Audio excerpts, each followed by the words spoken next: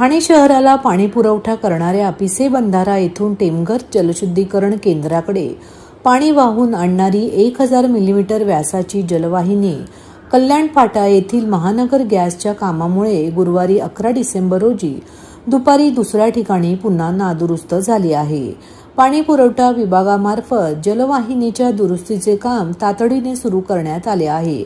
मात्र जलवाहिनी जुनी व प्रिस्ट्रेस कॉन्क्रीट पद्धतीची असल्यामुळे दुरुस्तीच्या कामासाठी अजून 4 दिवस वेळ लागण्याची शक्यता आहे. या कारणामुळे ठाणे शहरात होणारा पाणी पुरवठा कमी झाला असून शहरामध्ये 50% पाणी कपात लागू करण्यात येत आहे. शहरामध्ये पाणी वितरणाचा समतोल ठेवण्यासाठी 15/12/2025 पर्यंत प्रत्येक भागात दिवसातून 12 तास झोनिंग पद्धतीने पाणी पुरवठा करण्यात येणार आहे. यामुळे नागरिकांना कमी प्रमाणात व अनियमित पाणी पुरवठा होईल. तरी नागरिकांनी पाण्याचा वापर जपून करावा व महापालिकेस सहकार्य करावे असे आवाहन पाणी पुरवठा विभागामार्फत करण्यात येत आहे. खूप थकवा आला एवढा प्रवास करून. बाबा आता ऑटोमॅटिक गाडी घेण्याची वेळ आली. हो ग, पण महाग असणार ना. TJSB व्हेकल लोन आहे ना, आता कोणतीही अपग्रेड अगदी सहज शक्य. TJSB व्हेकल लोन्स, अपग्रेड करा आरामात.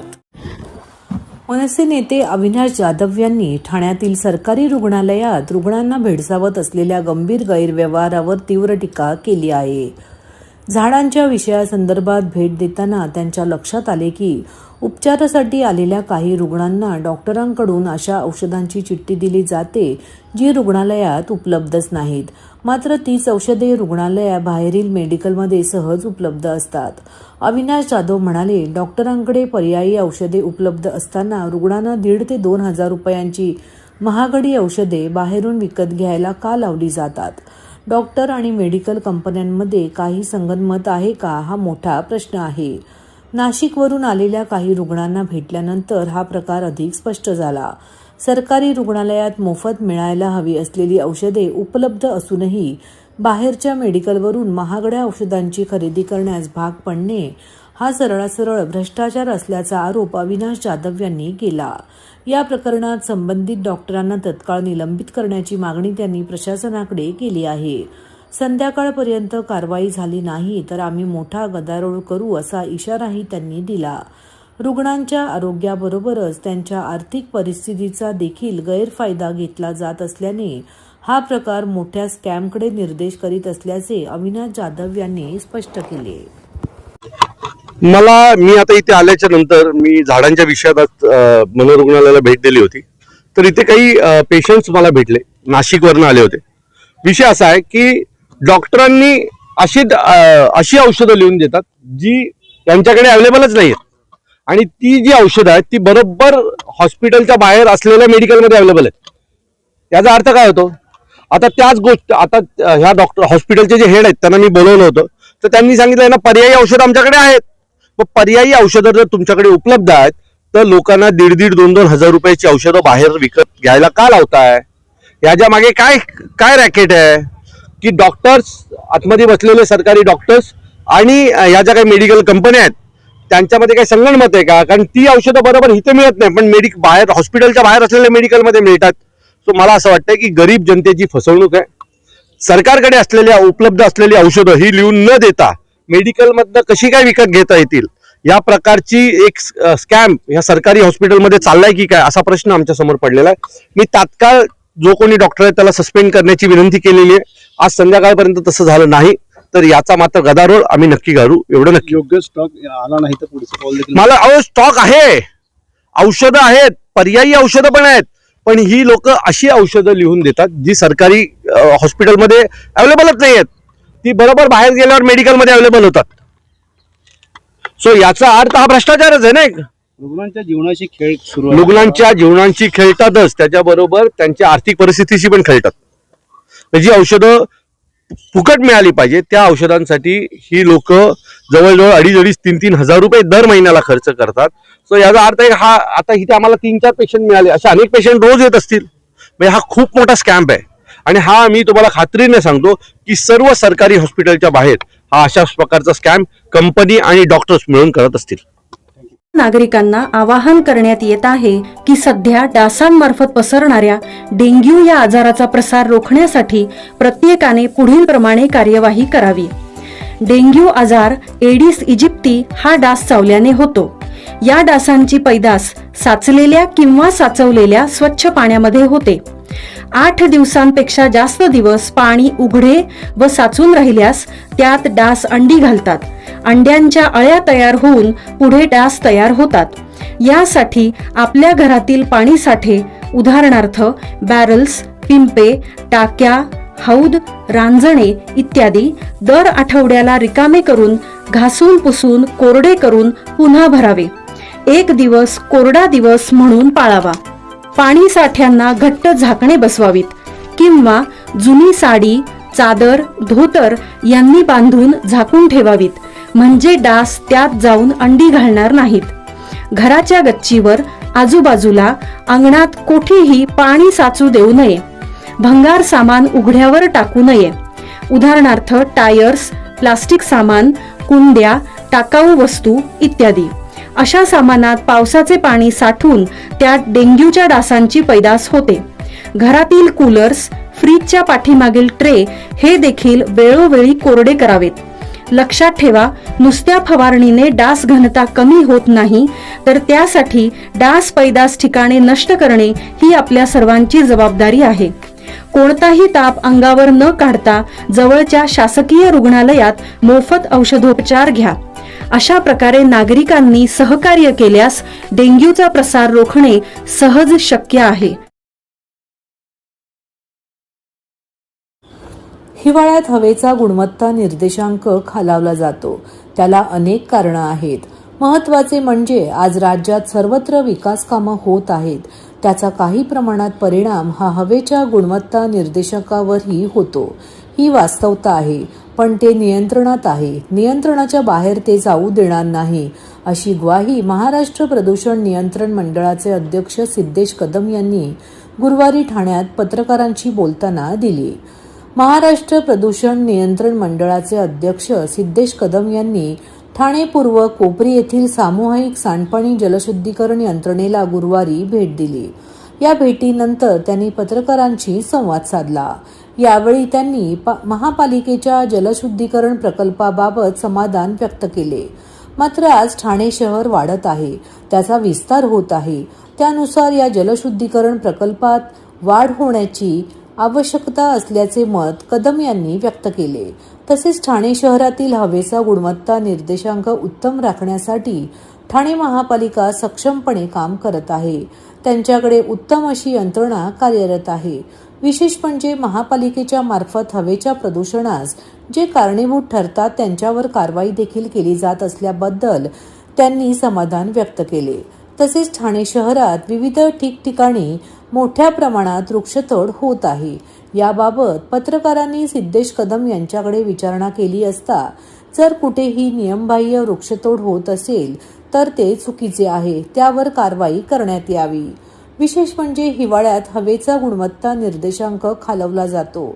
त्याची विविध कारणे आहेत. त्यात प्रमुख कारण म्हणजे राज्यात जी विकास कामे सुरू आहेत ते आहे.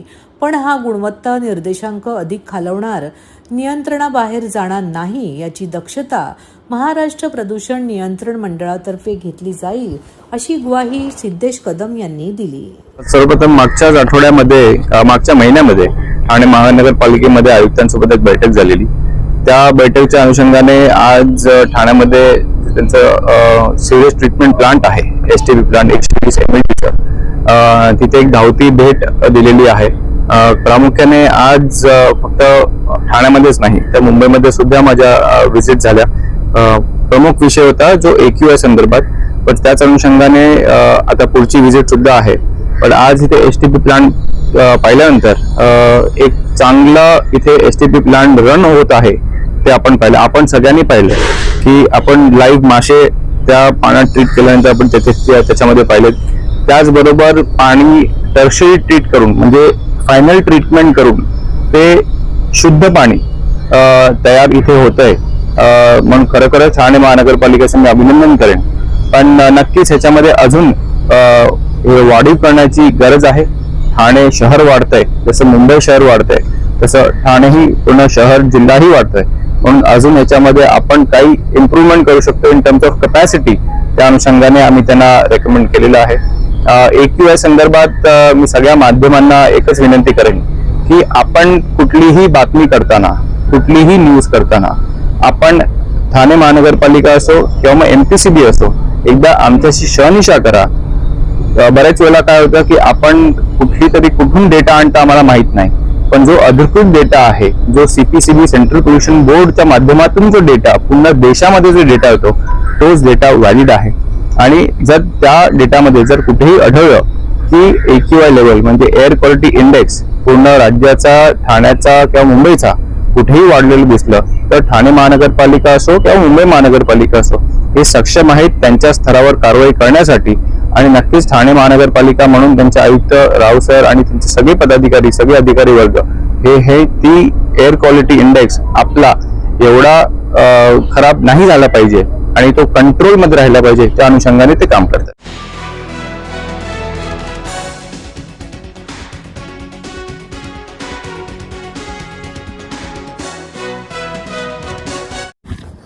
आज सामाजिक कार्यकर्ते अजय जया यांनी राबोडी पोलिसांकडून झालेल्या चुकीच्या पॉलिसींचा पर्दाफाश केला आहे. एका व्हिडिओमध्ये एक नागरिक फक्त उघड्या जागेत सिगारेट ओढत असल्यामुळे पोलिसांनी हाताळणी केल्याचे स्पष्ट दिसत आहे. अजय जया यांनी सांगितले की COTPA कायद्यानुसार पोलिसांनी निश्चित प्रक्रिया पाळणे बंधनकारक आहे. त्या ठिकाणीच 200 रुपयाचे चलन देणे आवश्यक आहे. चलन भरण्यास नकार दिल्यास त्या व्यक्तीस न्यायालयात हजर राहण्याचे समन्स देणे अपेक्षित आहे. नाव व पत्ता सांगण्यास नकार दिला तरच त्या व्यक्तीस पोलीस ठाण्यात नेऊ शकतात. परंतु या प्रकरणात कोणतीही कायदेशीर प्रक्रिया न पाळता नागरिकाची हाताळणी करून गैरवर्तन करण्यात आले. अजय जया म्हणाले, पोलीस पूर्ण प्रक्रिया पाळत नाहीत. नियमांचे उल्लंघन करत नागरिकांना त्रास देणे आणि त्यातून लाचेचा हेतू असू शकतो हे नाकारता येत नाही. या घटनेची वरिष्ठांनी तत्काळ दखल घेऊन COTPA कायद्याच्या नावाखाली नागरिकांवर होणारे अत्याचार थांबवावेत अशी मागणी अजय जया यांनी आज प्रसार माध्यमांशी बोलताना केली. माझीवाडा नाक्यावरती माझ्या कलिग्स बरोबर चहा प्यायला आलेलो, तर मी चहा पिता पिता मी सिगरेट प्यायची मला सवय, तर मी थोडं सिगरेट बाहेर पित होतो. एक व्हॅन येते माझ्यासमोर, मला गाडीत बसायला सांगते. मी त्यांना विचारतो की माझं काय केलंय मी, हे तरी सांगा, मला गाडीत का बसायचं. तर ते मला जबरदस्ती गाडीत बसवतात, बोलतात तू सिगरेट प्यायचा खूप मोठा गुन्हा केलाय. म्हणलं जे तुमचे फाईन आहे तुम्ही मला चलान द्या, मी भरतो सर. कोर्टमधनं भरायचं आहे, इकडे भरायचं, जसं भरायचं भरतो. माझे कलिकी बोलतात, त्यांना माझे फ्रेंड्सही बोलतात की ते चलान भरायला तयार आहे सर, काय प्रॉब्लेम काय. त्यांना मी एक प्रश्न विचारला, साहेब इकडे काही लिहिलं आहे का, कुठे सिगरेट पिणं ऑफेन्स आहे का, गुन्हा आहे का, परमिशन आहे की नाही आहे. त्यांचं ते राग त्यांना कंट्रोल होत नाही, ते त्या कंट्रोल फेल करतात आणि मला पोलीस स्टेशनमध्ये घेऊन येतात आणि माझ्यावरती हे असे फॉल्स कारवाई करतात. फुकटा 4 and 5, 4 व्हॅलिड आहे, 5 व्हॅलिड नाही आहे. माझी एवढीच मागणी आहे, मी ते फाईन भरतोय. जे पोलीस करतायत सिगरेट प्यायचं, सांगतायत की सिगरेट पिणं क्राईम आहे, ते करायला पाहिजे खरंय, पण तुम्ही त्या हिशोबाने बोर्ड लावा, पब्लिकला एज्युकेट करा, पब्लिकला सांगा. जिकडनं चहा भेटते त्यांना सांगा की बाबा इकडे असं असं होतं, जिकडे टपऱ्या आहेत त्यांना सांगा की इकडे सिगरेट पिऊ नका. हे एज्युकेशन नाहीये. तो जिकडनं मी घेतले तो मला सांगत नाही, जिकडे मी चहा पितोय तो मला सांगत नाहीये. तर असे लोकांना पकडत राहणार आणि पैसे घेत राहणार, तर हे चांगलं नाहीये समाजासाठी. एवढंच माझं मन आहे. आणि ज्यांनी हे केलंय माझ्याबरोबर त्यांच्यावरती कठोर कारवाई व्हायला पाहिजे, हेच माझी मागणी. माझीवाडा नाक्यावरती आमचे मित्र आहेत, ते तिथे सिगरेट पित होते. तिथे कुठलाही बोर्ड नव्हता, नो स्मोकिंग.